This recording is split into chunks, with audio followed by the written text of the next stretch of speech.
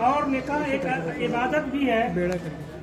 قرآن پاک کی جو 4 آیتیں آپ کے سامنے تلاوت کی گئی ہیں، انہی 4 آیتوں کو سارے قاضی حضرات یعنی نبی کے زمانے سے یہی آیتیں تلاوت کی جا رہی ہیں، اور ان چاروں آیتوں میں اللہ پاک نے جس طرف اشارہ کیا ہے اور جس بات کی تاکید فرمائی ہے، اتق اللہ اتق اللہ۔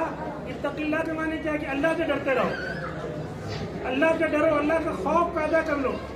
نکاح تو کرنے جا رہے ہیں لیکن اللہ سے خوف کرو، کسی کے حقوق کی پامالی نہ کرنا، بیوی کو غلام اور نوکرانی نہ سمجھ لینا۔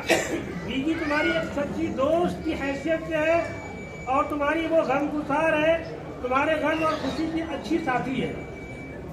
بیوی کو غلام بنا کر یا نوکر بنا کے نہ لے جانا، یہ ذہنیت تمہاری رہنی چاہیے۔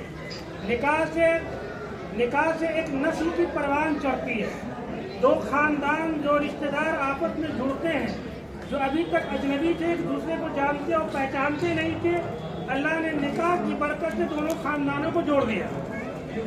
یہ خالو ہے، یہ ماموں ہے، یہ نانا ہے، یہ پھوپھا ہے، یہ بھائی ہے، یہ بھتیجے ہیں۔ نکاح ایک 2 خاندان کو جوڑنے کا ایک بہت بڑا طریقہ ہے۔ نکاح سے ایک نوع انسانی کی جو ہے بقا ہوتی ہے، نکاح کے ذریعے سے خاندان بڑھتا ہے۔ اللہ کے نبی نے فرمایا کہ نکاح میری سنت ہے اور جس نے میری سنت سے اعراض کیا مجھ سے نہیں ہے۔ نکاح سے عصمت کی حفاظت ہوتی ہے، نکاح سے عصمت کی حفاظت، عزت کی حفاظت ہوتی ہے۔ نکاح سے جو ہے ایمان کی تکمیل ہوتی ہے، ایمان مکمل ہوتا ہے۔ اور نکاح ایک عظیم عبادت بھی ہے۔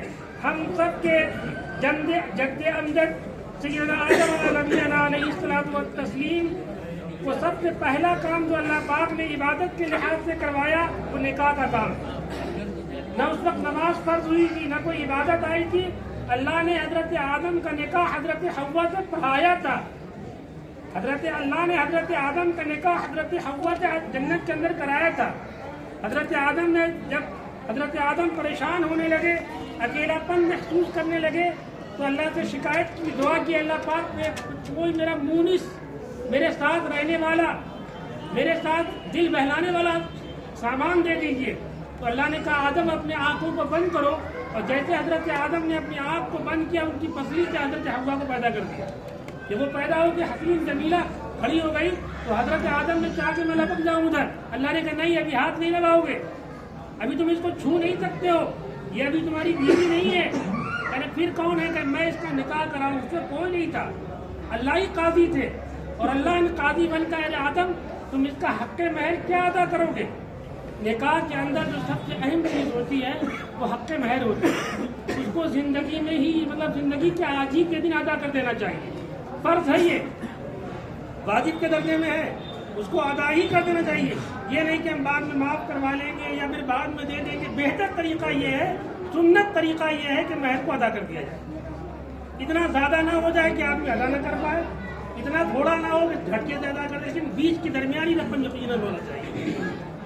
تو مہر کے حق کو ادا کرنا چاہیے۔ بہرحال اللہ نے حضرت آدم سے پوچھا کہ تم مہر میں کیا دو گے؟ وہاں کوئی کام تو وہ کرتے نہیں تھے، کہا کوئی میرے پاس کوئی کام تو ہے نہیں۔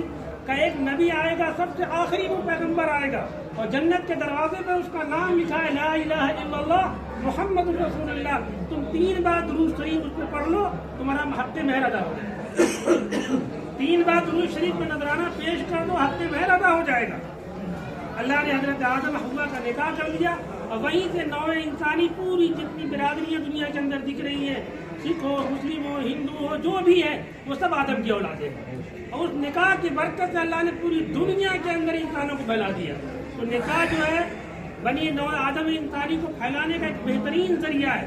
اللہ کے نبی نے فرمایا کہ نکاح کو اتنا آسان فرما دو کہ زنا مشکل ہو جائے، نکاح کو اتنا آسان کر دو کہ زنا مشکل ہو جائے۔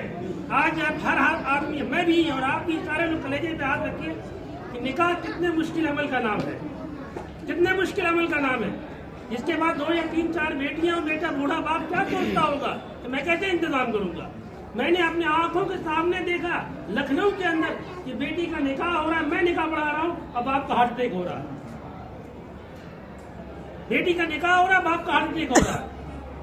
اللہ کے نبی نے فرمایا کہ کہ جو ہے نکاح کو اتنا آسان فرما دو کر دو کہ زنا مشکل ہو جائے. اور زنا بہت آسان ہے اور نکاح اتنی ہی مشکل ہے کہ نہیں بھائی؟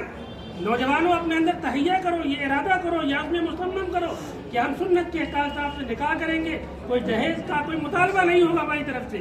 ہم اپنی محنت کی کمائی میں بھروسہ رکھیں گے اور اپنا سب کچھ ہم بنا لیں گے.